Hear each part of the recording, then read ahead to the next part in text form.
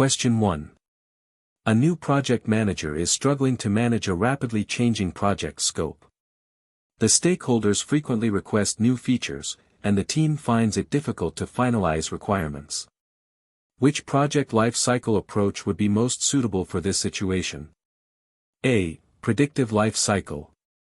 B. Iterative life cycle. C. Hybrid life cycle. D. Adaptive life cycle.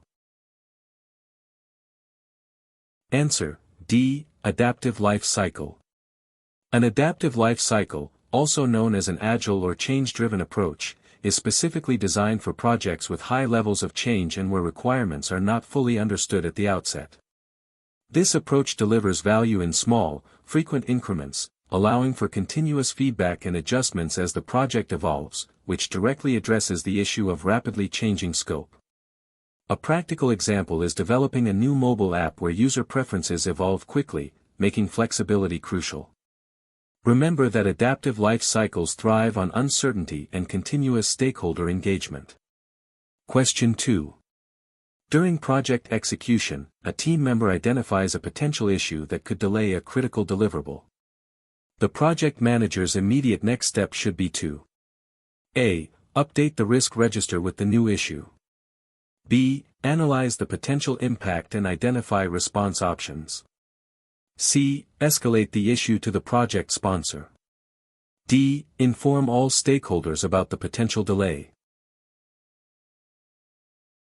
Answer: B. Analyze the potential impact and identify response options. When a potential issue, often a risk, is identified, the immediate next step is not just to log it or escalate it, but to first understand its nature. The project manager must analyze its potential impact on project objectives like scope, schedule, cost, and quality, and then consider possible response options to mitigate or leverage it. For instance, if a key resource is unexpectedly sick, the project manager first assesses how this impacts the task and then explores options like reassigning work or extending the deadline, before deciding on escalation or broader communication. Always understand the problem thoroughly before communicating or taking drastic action. Question 3. A project team is experiencing significant disagreements regarding task assignments and resource allocation, leading to delays. Which conflict resolution technique should the project manager encourage for a long-term, mutually beneficial solution? A. Forcing. B. Compromising. C. Collaborating. D. Accommodating. Answer: C. Collaborating. Collaborating, also known as problem solving, is the preferred conflict resolution technique in project management for achieving long-term, mutually beneficial solutions. This approach involves openly discussing differences, incorporating multiple viewpoints, and working together to find a solution that fully addresses the concerns of all parties involved, leading to higher commitment and better outcomes. For instance, if two team members want the same resource, collaboration would involve discussing their needs and jointly finding a schedule or alternative that satisfies both projects. Always strive for collaboration to build stronger team relationships and more sustainable solutions. Question 4. What is the primary purpose of creating a work breakdown structure, WBS? A. To identify all potential project risks. B. To define and organize the total scope of the project. C. To determine the critical path of the project schedule. D. To assign resources to specific project activities.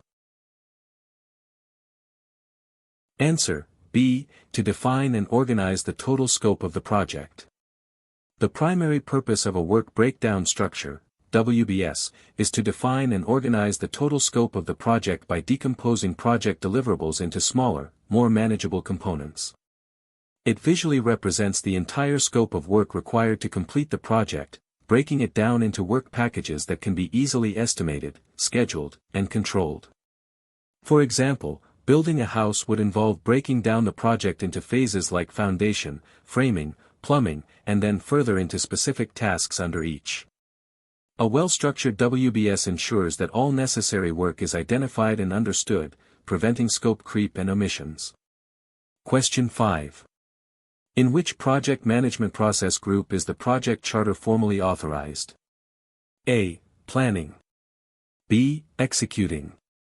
C. Initiating. D. Closing. Answer: C. Initiating. The project charter is formally authorized in the initiating process group, serving as the official document that formally authorizes the existence of a project and grants the project manager the authority to apply organizational resources to project activities. This key document is developed early to ensure that the project is aligned with organizational objectives and has the necessary backing before significant planning or execution begins. For instance, before a software development project can even begin defining detailed features, the project charter must be signed off, giving the project manager the green light. Remembering that initiation sets the stage for everything else helps clarify this. Question 6. A project manager is reviewing a change request that proposes a significant alteration to the project's scope. Who has the ultimate authority to approve or reject this change request in most formal project environments? A. The project manager. B. The project team. C. The Change Control Board, CCB. D. The project sponsor.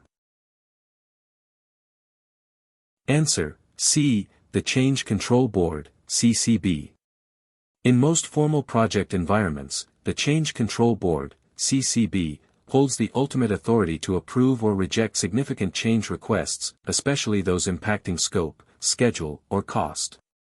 While the project manager facilitates the process and provides recommendations, the CCB is a formally constituted group responsible for reviewing, evaluating, approving, delaying, or rejecting changes to the project, ensuring changes are considered from various perspectives and align with organizational strategy.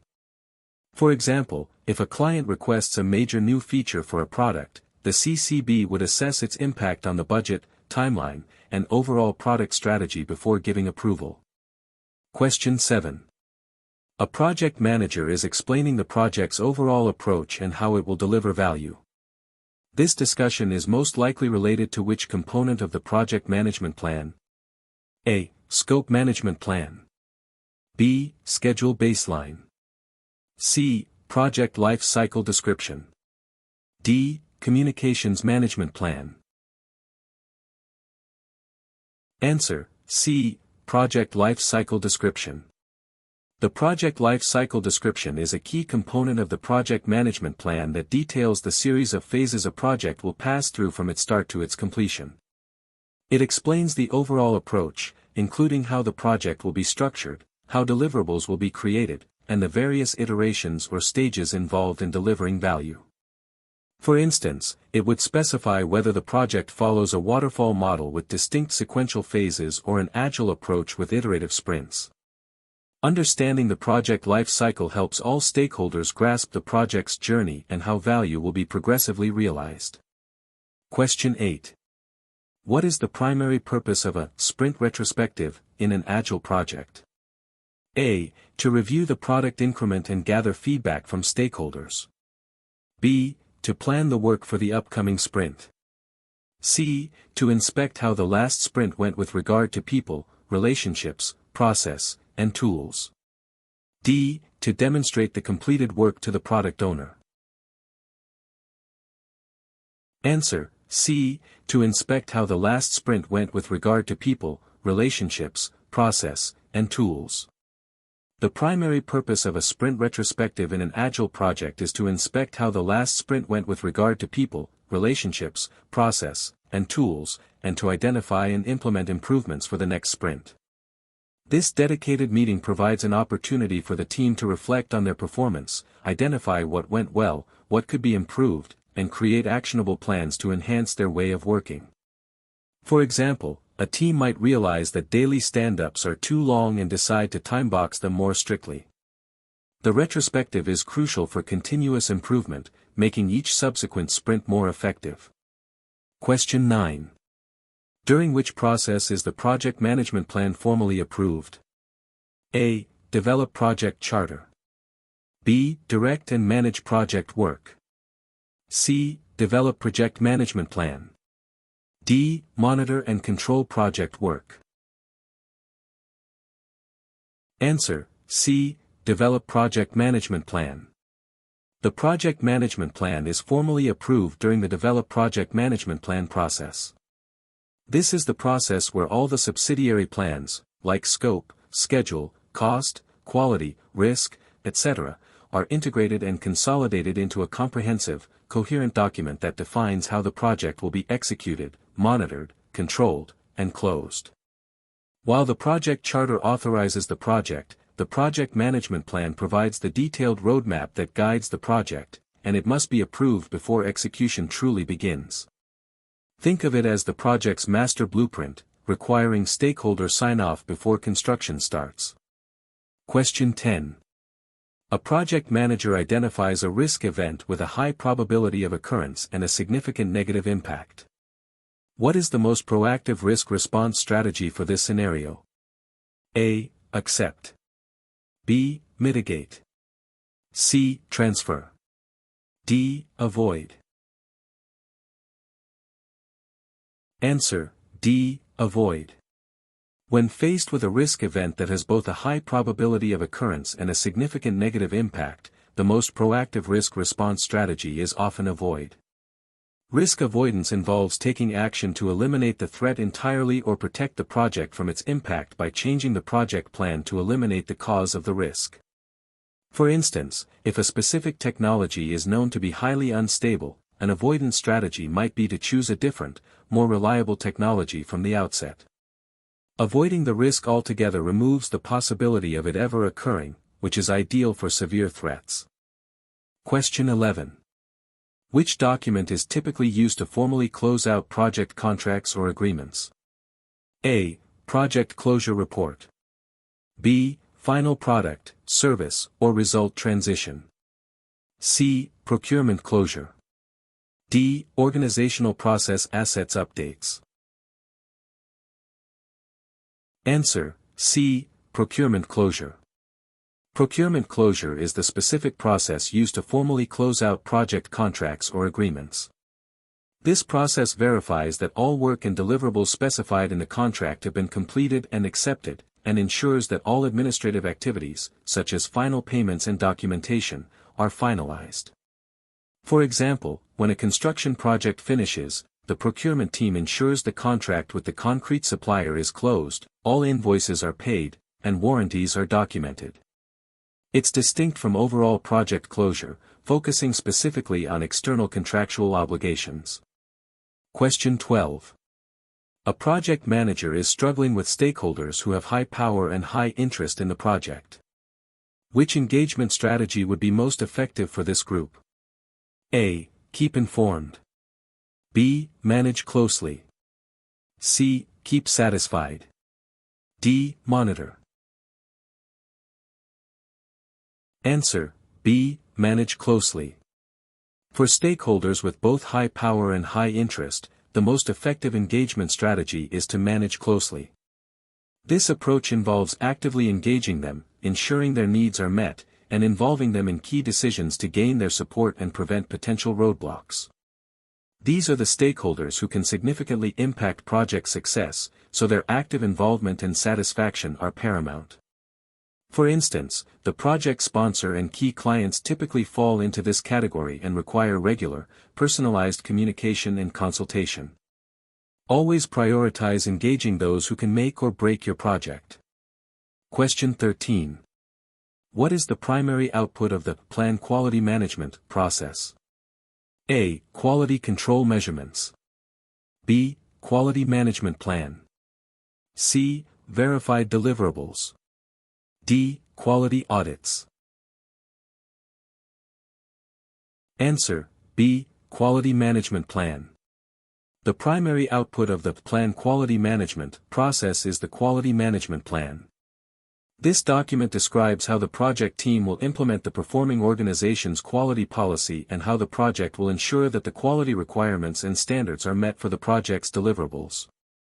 For example, it would define the standards for coding in a software project or the types of inspections required for a construction project. This plan serves as a guide for managing quality throughout the project lifecycle. Question 14. Which of the following is an example of an organizational process asset, OPA? A. Project Management Information System, PMIS. B. Work Performance Data. C. Lessons Learned Repository. D. Enterprise Environmental Factors, EFs. Answer: C. Lessons Learned Repository. A lessons learned repository is a prime example of an organizational process asset, OPA, which are plans, processes, policies, procedures, and knowledge bases specific to and used by the performing organization. These assets provide guidance and criteria for tailoring the organization's processes to the specific needs of the project. For instance, previous project documentation, templates, and historical information, like a database of past project successes and failures, are all OPAs that can benefit current and future projects. In contrast, enterprise environmental factors are external or internal conditions that influence, constrain, or direct the project. Question 15. A project manager wants to ensure that all requirements are clearly documented, unambiguous, and traceable throughout the project lifecycle. Which document is crucial for achieving this? A. Work Breakdown Structure, WBS. B. Requirements Traceability Matrix, RTM. C. Scope Baseline. D. Project Charter. Answer: B. Requirements Traceability Matrix, RTM. The Requirements Traceability Matrix, RTM, is the crucial document for ensuring that all requirements are clearly documented, unambiguous, and traceable throughout the project lifecycle. This matrix links requirements to their origin, e.g., business need, stakeholder, design, development, and testing, providing a structure to manage changes and verify that all approved requirements are delivered. For example, it would link a customer's requested feature to the specific code modules developed to implement it and the test cases verifying its functionality. The RTM helps confirm that the project scope aligns with original needs and provides an audit trail. Question 16. What is the primary purpose of the control costs process? A. To establish the project budget baseline. B. To monitor the status of the project budget and manage changes to the cost baseline. C. To determine the cost of each activity in the project. D. To allocate funds to various project activities.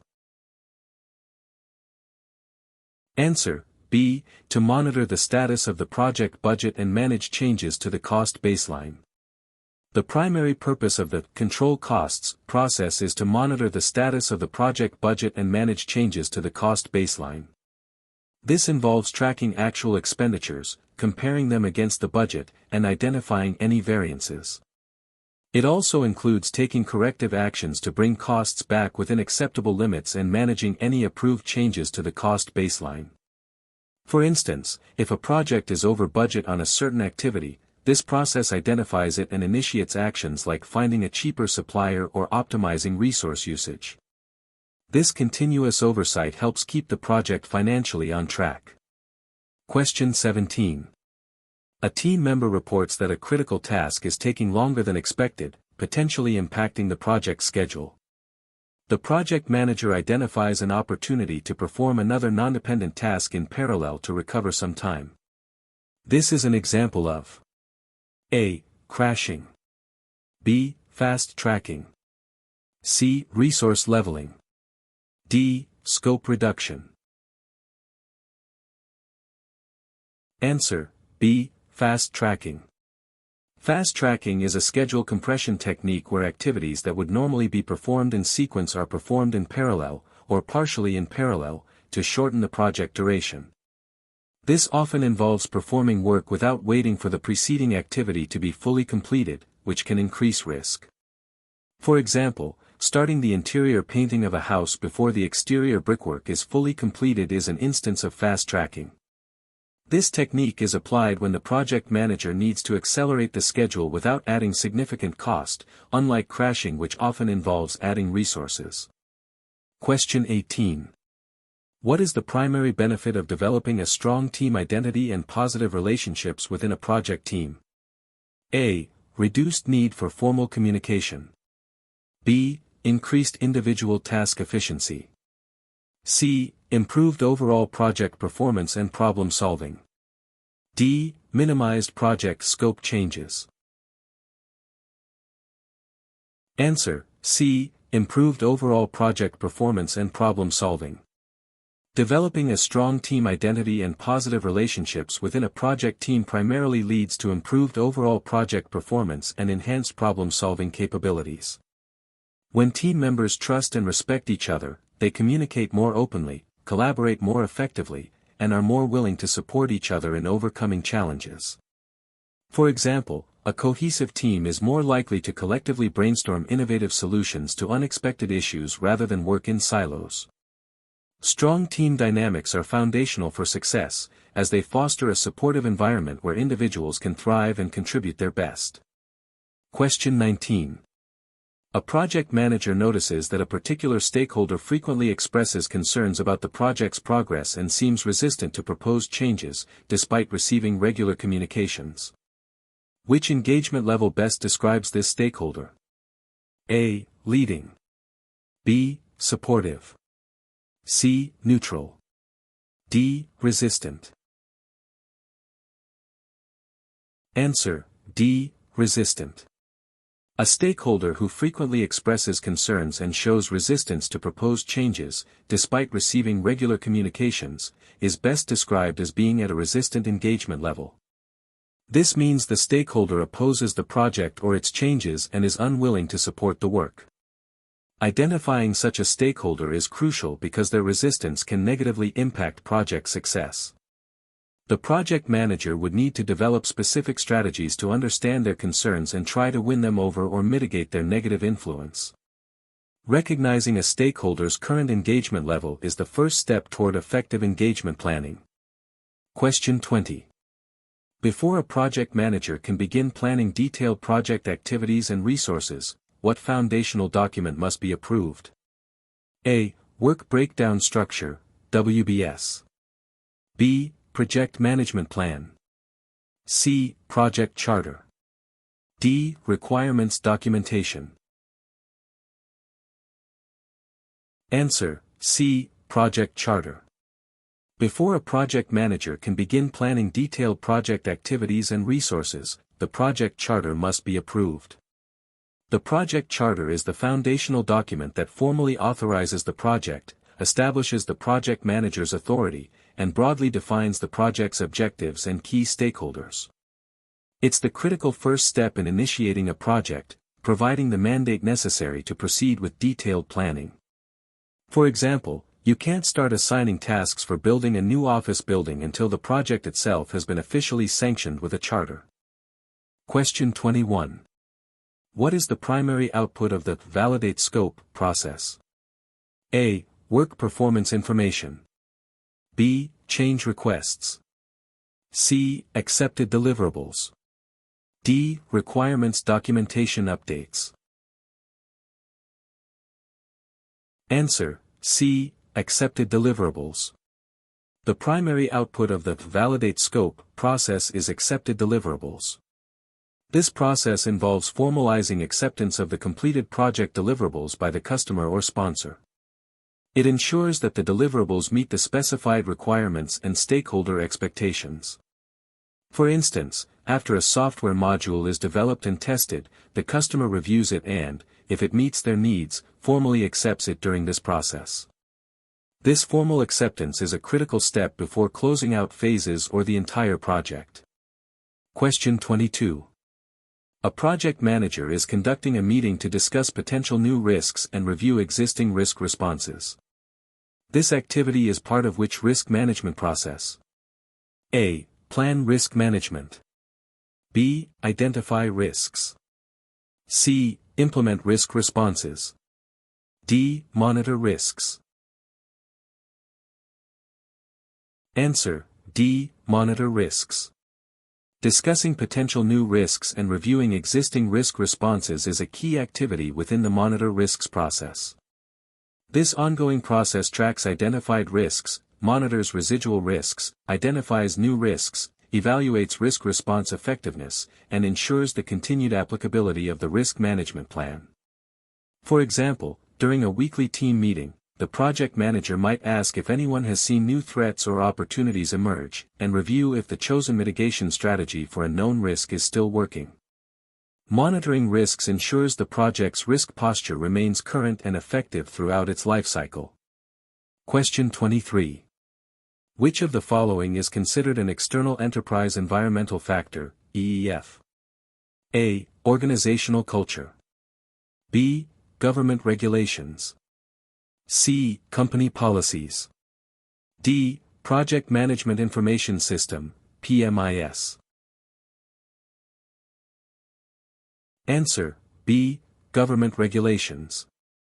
Government regulations are considered external enterprise environmental factors, EEFs, because they are conditions, not under the control of the project team, that influence, constrain, or direct the project. EEFs can be either internal or external to the organization. Examples of external EEFs include market conditions, political climate, industry standards, and government regulations. For instance, new environmental protection laws could impact a construction project's design or schedule. Understanding EEFs helps project managers anticipate and respond to external influences on their projects. Question 24. What is the primary purpose of a lessons learned register? A. To document all project issues and their resolutions. B. To record the project's financial performance. C. To capture knowledge gained during a project for future use. D. To list project risks and their mitigation strategies. Answer: C. To capture knowledge gained during a project for future use. The primary purpose of a lessons learned register is to capture knowledge gained during a project for future use. This document records what went well, what could have gone better, and recommendations for improving future projects or phases. It's a critical tool for organizational learning and continuous improvement, ensuring that valuable insights are not lost and can benefit subsequent endeavors. For example, if a specific communication method proved highly effective with a challenging stakeholder, that insight would be documented for future projects. Regularly updating and reviewing lessons learned fosters a culture of growth and efficiency. Question 25. A project manager discovers that a key stakeholder's expectations for a deliverable are misaligned with the documented scope. To resolve this, the project manager should first: A. Submit a change request to modify the scope. B. Revisit the requirements documentation and scope baseline with the stakeholder. C. Escalate the issue to the project sponsor. D. Adjust the deliverable to meet the stakeholder's new expectations. Answer: B. Revisit the requirements documentation and scope baseline with the stakeholder. When a key stakeholder's expectations are misaligned with the documented scope, the project manager should first revisit the requirements documentation and scope baseline with the stakeholder. This step aims to clarify the agreed-upon scope, identify the source of the misunderstanding, and confirm whether the stakeholder's new expectations constitute a scope change. For example, if a client now expects a self-cleaning feature on a product that was never specified, the project manager should review the original agreed-upon features with them. Only after this clarification, and if a true change is confirmed, should a formal change request be initiated.